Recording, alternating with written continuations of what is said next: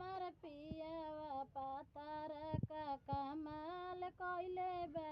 हमर पियावा पातर का कमाल कइले बा हो धमाल कइले बा। हमर पियावा पातर का कमाल कइले बा। पहिले त खात रही सुखल पाकल रोटी, अब त दाल भात पापड़ तैयार कइले बा। सखी पियावा पातर का कमाल कइले बा।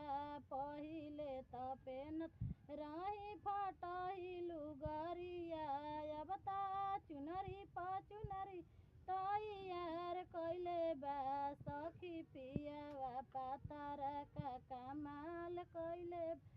पहिले त रहत रही टूटही मड़ैया।